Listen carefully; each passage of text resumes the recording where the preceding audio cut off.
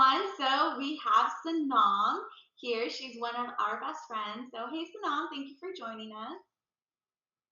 Hi, it's really nice to meet all of you guys. I'm Sanam. I'm a PAS2, which is basically means I'm in my second year right now. So, you're actually in rotations right now. So, what rotation are you in right now? So right now I am in like my elective one. So at UTRGV, we have a choice of having one elective rotation, which can be literally anything that you would like to just kind of like get some experience in. But I decided to do kind of like an OB-GYN with aesthetics. So I kind of get like an OB-GYN experience as well as like getting my elective type of like aesthetics thing. And then my next one is going to be family med. And how are you liking your rotation so far? So far, it's actually been really nice. And the really nice part is also that you have the choice of if you want to do some of your rotations like in a different city or back home where you stay, you can actually go ahead and like try to set that up in your didactic year or even a few months before your rotation.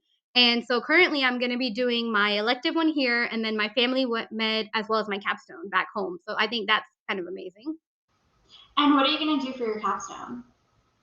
So for my capstone right now, like the best thing to do for capstone is kind of to pick like where you want to be in after you graduate. So right now I'm kind of leaning towards urgent care, which kind of falls into like the family med category. Mhm. So I plan on doing my entire capstone there to see if urgent care is somewhere that I would really want to be after I graduate. So, Sanam, we didn't really get a chance to like introduce you formally. So, like, can you tell us like a little bit about yourself, your background? Yeah, for sure. So my name is Sanam Meridia. I'm a PAS2, like I said. And before PA school, I had done a Bachelor of Science in Biomedical Science from Texas A&M, as well as I got like a certificate in biomedical research. And then after I graduated, I decided to take kind of like a gap year just to get a little bit of more like a patient experience and stuff to really help my PA school application before I actually decided to go ahead and do PA school. And why did you decide to do PA and not anything else?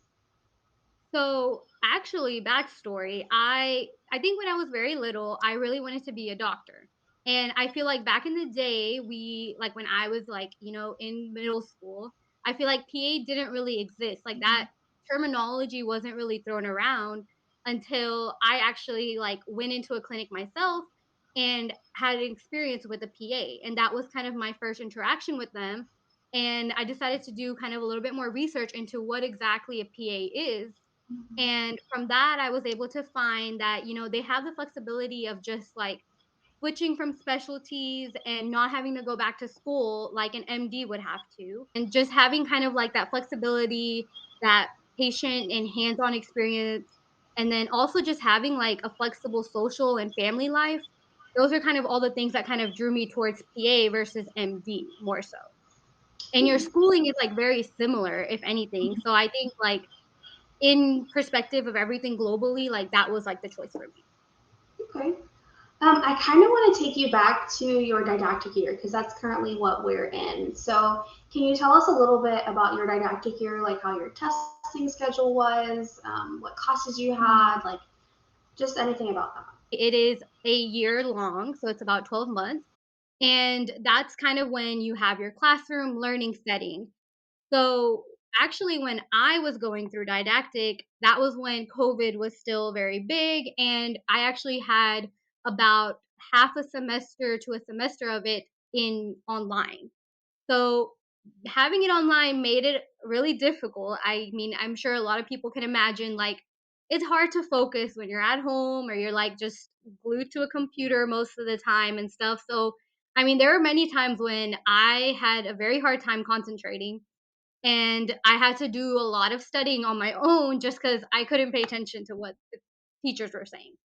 And so, I mean, that made it like really difficult in the beginning, and you didn't get to meet with any of your classmates.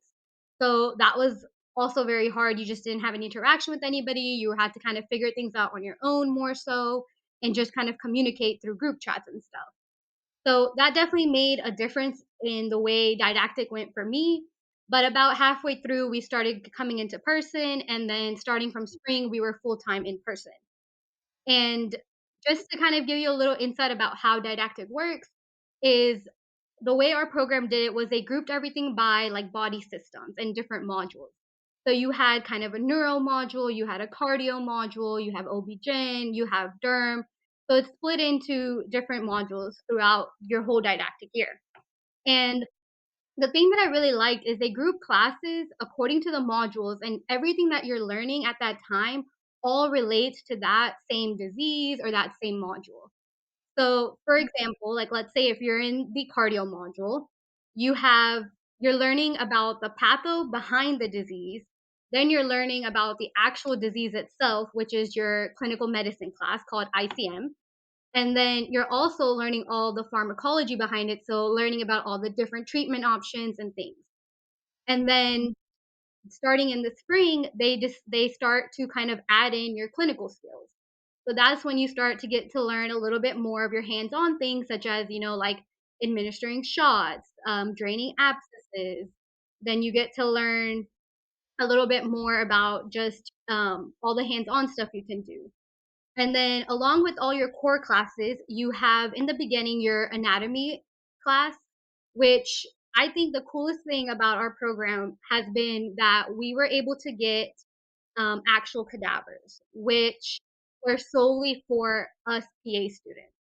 And I've noticed that a lot of other programs, they usually have to share their cadavers either with the med students or other students, or they don't even get to dissect on them actually.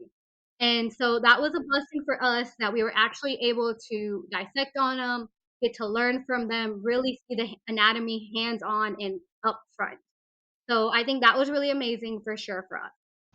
Yeah, I actually love anatomy lab for that reason too. I love being able to like have a cadaver there, being able to dissect everything because then you see everything as a system. So if you're going over the GI system, you can actually see what you're studying and essentially play with the all the organs and stuff. So that's what I like.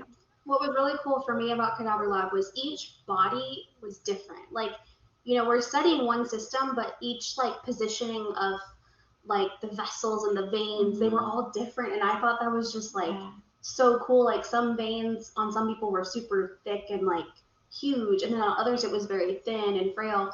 And we even ended up finding diseases on our cadavers, which I thought really helped us kind of like know what that disease, we like got to learn the disease process after the fact when we realized like what it and was. we had like the calcifications there too. We were able to like actually feel plaques, which was really interesting. So that I really liked anatomy lab too.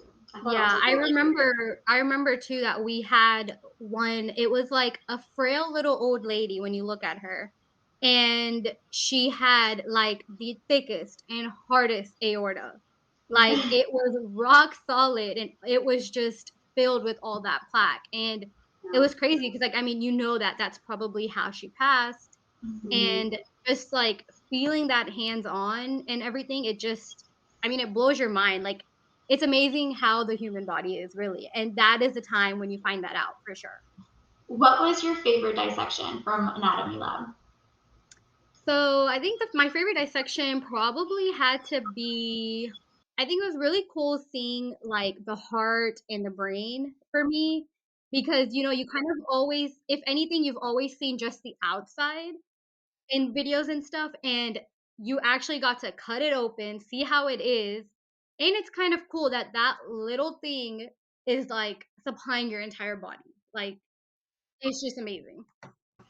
I thought the cranial nerves on the brain. In the brain, like by the skull. I think that was great. I did not expect them to literally look like the pictures. Like I thought that was just a picture, and I was like, oh, there's no way like those cranial nerves run like that in the actual brain. Like I was like, there's no way. Oh my god, no! When we did the hand and we exposed everything, that for me, I mean, you know how many muscles there are and how many nerves, but when you're actually dissecting and you have to pinpoint every single muscle, it's completely different.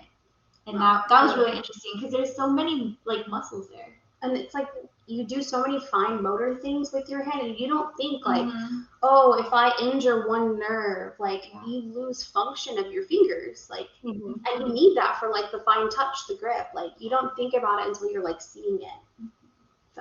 So we already talked about kind of like what your favorite dissection was for anatomy lab. Could you tell us a little bit kind of how you studied for example, ICM? So what were your like favorite study techniques or favorite resources that you used? Yeah, for sure. So, like, honestly, the best advice that I could give to like any PA students or even anyone in the medical field in general is to make charts. Like, I think having charts and just having all of that information like broken down and seen all at once, where you see the patho, you see the disease, you see the treatment, all of those things, like, it just really helps bring everything together, and I think it just organizes your information better, and you're able to learn it a lot better and actually retain it. And then plus you have these charts that are like condensed down that you can use to study for the pants. You can use them to study like later in the future too. Keep all these charts when you're like working in the field. Like, I think it's just so helpful in general for like the rest of your life. And then just not even like making these charts by yourself, but working together with like your classmates, your friends, like, I think that helps tremendously, especially with how fast paced everything is and like how much information you have to absorb. Like, working by yourself is just not it. Like, you have to have some help. Otherwise, you are going to struggle or burn out real fast. So, like, I think the best way I've always studied is like with friends and trying to make all these resources. And then you can always like have your own study time towards the end, and then also like setting aside like set times to take a break, like, study for about 30 minutes, take a 5-minute break, study for 20 minutes, take a 5-minute break, whatever works for you, honestly, like, just kind of play around with it and see what works. And then the other resource that I like to use a lot is like question banks. I think question banks help me the most to try to see what I know, what I don't know. Yeah. And like some of the top ones that I like to use are Smarty Pants, Rosh Review, UWorld, Exam Master. These are just a few. I mean, there's a lot more out there now. But if I were to say, like, if I had to pick a top one, I think I would say Rosh Review overall. I think that's like one of the best ones to invest in, and they help you kind of like solidify your information. They give you like little tutor notes at the end of each question. They give you little charts, and just kind of reviewing the questions, it's like you're almost studying as well as doing questions. So I think that itself just helps me a lot to kind of just know like where I stand. And you can really break down the questions according to which module you're in or what rotation you're in, or if you're just like want to create your own exams and time yourself. So, like, I think Rosh Review just has a lot of different options to kind of gauge the way you want to study in general.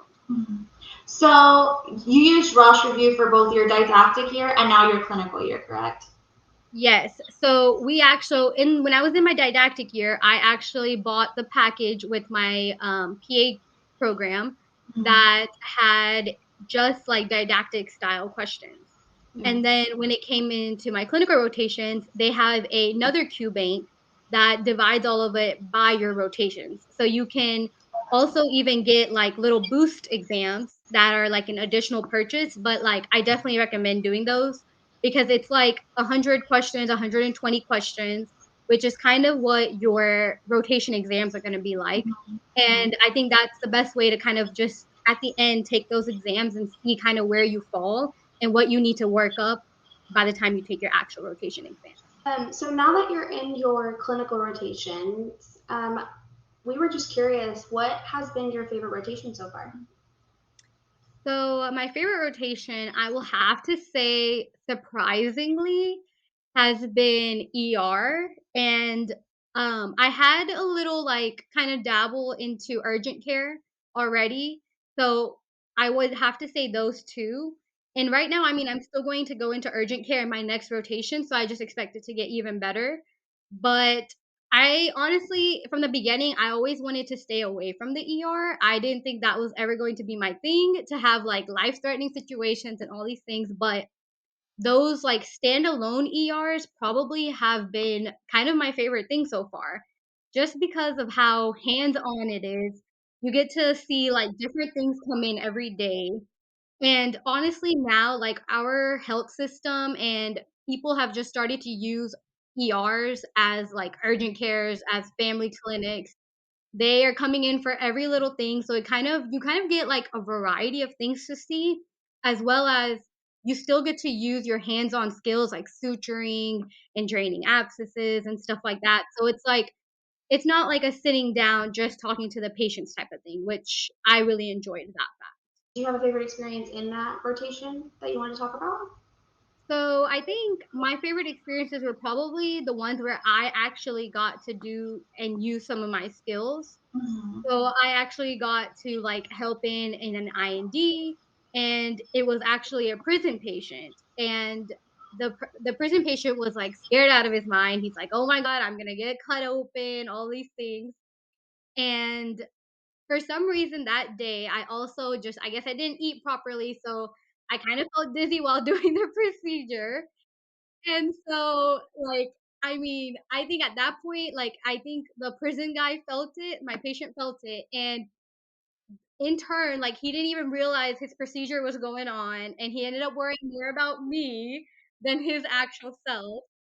But, like, we were still able to get it done. I didn't pass out on the patient while doing the procedure, which was great.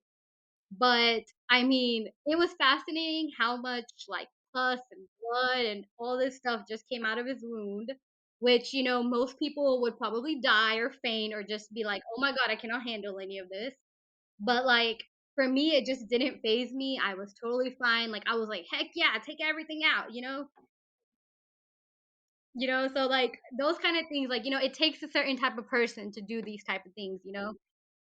So I would have to say like that's probably been one of my like more favorite things to do as well as suturing. Like I think suturing has actually not been as bad as I was thinking it would be. And once you've numbed them up, they are like totally fine about it, don't feel a thing, and they just sit there, talk to you, let you do your thing, and you just get to spend kind of like that quality time with them while you're fixing them up. Okay, so we talked about what your favorite rotation is. What was your least favorite rotation so far? So I would have to say it's probably been psych. Okay. Because it is not hands-on whatsoever. You are just kind of in a room. It's a very like office-like setting where you just kind of sit in front of the patient, you're just talking to them, and most of the time you're just refilling their medications and things. And I Mhm. think like now with how much in demand it is too, we're just not spending that quality time with psych patients as we should be, and people are just kind of like rushing them in and out. And I just didn't like that fact overall. And so I think like we definitely do need more psych PAs and everything out there so that we don't have to do these kind of things. But I think just the aspect of just sitting there in an office and just talking and not really having any hands-on experience was kind of something that like steered me away from it. Out of all the classes that you took in didactic year, what class would you say kind of prepared you the most for your clinical rotations? I think ICM has definitely been like the class because ICM it kind of tells you what the disease is, what kind of studies you need to do, what the treatment plan is, and those are kind of the things that you apply into clinic. And the good thing that our teachers did were they explained what you would do in clinic versus what's the gold standard that gets tested over. And that was kind of one of the harder things to adapt for clinic is that the things you learn are not the first hand treatments or the first hand studies that you actually do in clinic. So that was a little bit more hard to adapt to. But just listening to the teachers kind of tell you their own experiences or tell you like this is what you should look for in clinic is something that like you really want to keep in your mind, but just also make sure that you're kind of creating that differentiation for the testing. Do you have any tips for us as to like approaching rotations or just any advice you could give us? So honestly, I think rotations is like the best part of PA school. Like, you've learned everything you need to know. And I mean, you're still going to learn a whole lot more in rotations. But honestly, make the most of your rotations. That is the time you're allowed to mess up. You have somebody looking over you that can help you. And take as much initiative as you can, like ask your preceptors, ask the nurses, ask everybody to kind of let you help in on doing all the jobs. Not like even like I like to help out even the MAs do their jobs because you want to learn all these things because you never know there could be a time where I mean nowadays PAs are more like they don't do like the blood draws and stuff like that anymore in clinic, but you never know when you might have to do something like that. So it's best to, get that experience now while you can. How about you tell us what the hardest part of didactic year was for you? So, hardest part of didactic probably had to be how fast paced it is with the amount of information that you have to know Mhm. and the way that testing is for our program, especially. You Mhm. have 4 tests in one day.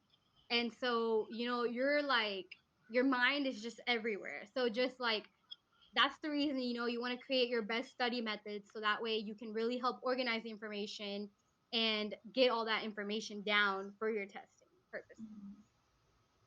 So we're really big on, we talked a lot about like, taking breaks and, finding things to do outside of class that, bring you like peace and joy.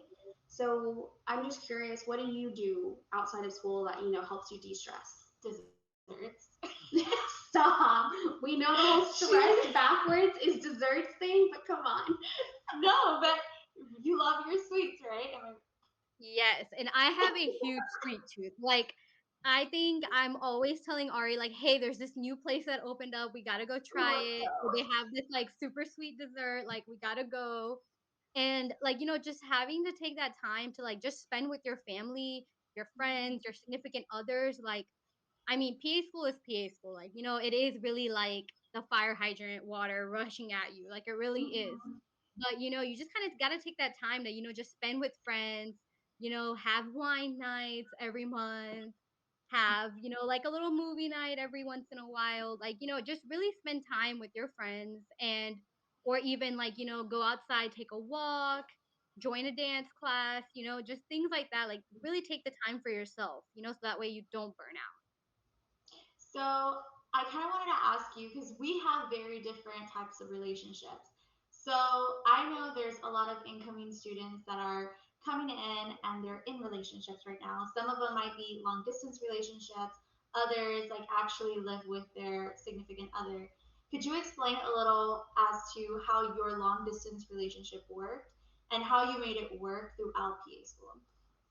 Yeah. So honestly, the best thing for relationships, like it's great, if your significant other is actually able to, move with you, or, Mhm. if you can, then that's like amazing. But, you kind of have to also sit down and talk to them really about what PA school is and how it is. Because, Mhm. the people that are in the program with you, they definitely understand what you're going through. But I feel like for family, for your significant others, it's a lot harder because they feel like you're just not available all the time. And so, Mhm. like, this is where kind of like that de-stressing stuff really comes into play. It's you want to, just set aside some time, maybe at dinner time, where, you and your significant other can kind of get together on a FaceTime call or even in person, have a little dinner date, where y'all can spend at least, 30 minutes to where you're looking at each other face to face, talking to each other, enjoying a meal. Or, there's things that I used to like to do where like the little Netflix party stuff, you can kind of watch a movie with them. So I did that a lot when we were long distance. So, Mhm. like there's a lot of things out there now, and with FaceTime, with this Netflix party stuff, like there's no way that you don't have even like 20 minutes to spare, like you need that 20-30 minutes to yourself. And Mhm. like I like to just watch TV when I'm eating. Like eating is my time where I'm just, like forget everything else. I'm going to eat, I'm going to watch something on the side. So, during that time, call a friend, FaceTime with a friend while you're eating, no one's going to mind that you're multitasking, because that's what PA school is all about. So I know that you moved away from home to come to PA school. Can you tell us a little bit about your transition from being at home to living on your own now? It was definitely scary accepting my acceptance at the program there with me not knowing a single person there. And I'm really big about going to church and stuff. And the type of church that I go to was not even available there. It was Mhm. like about in either San Antonio or Corpus Christi, which is still like 2.5 hours away. And so I kind of was really scared going into the program about like what I was going to do, like missing my family, missing my friends and things. But, also like during undergrad, I had also moved away from home. And so that I feel like kind of helped because I was able to be a little independent, getting to know like how to like do my laundry by myself, make my bed, dinner, things like that, which were stuff that my parents honestly did for me when I was all the way up until high school. And so, you get to learn all these new things, and it's actually, kind of interesting and fun, just to like be there on your own, not know anybody, make new friends, and your PA program becomes your family at the end of the day. That's true. Like, those are your ride and dies, people that you're studying with, people that you're there with Way when too you much. yeah, and honestly saying like, I mean, Ari had become my family. So, I mean, honestly, like just making friends is like the biggest thing to help you kind of overcome that transition and just really get yourself out there, make friends, and ride the whole program out together. Well, Sanam, we just wanted to thank you so much for joining us on our channel. You gave us a lot of really good advice, and I know advice that a lot of people will benefit from. So thank you so much for that, really. Yes, of course. I appreciate you guys having me on today, being able to talk about my program, my experiences, and everything. And I look forward to, hoping that maybe I've inspired somebody to become a PA or just help somebody out along the way.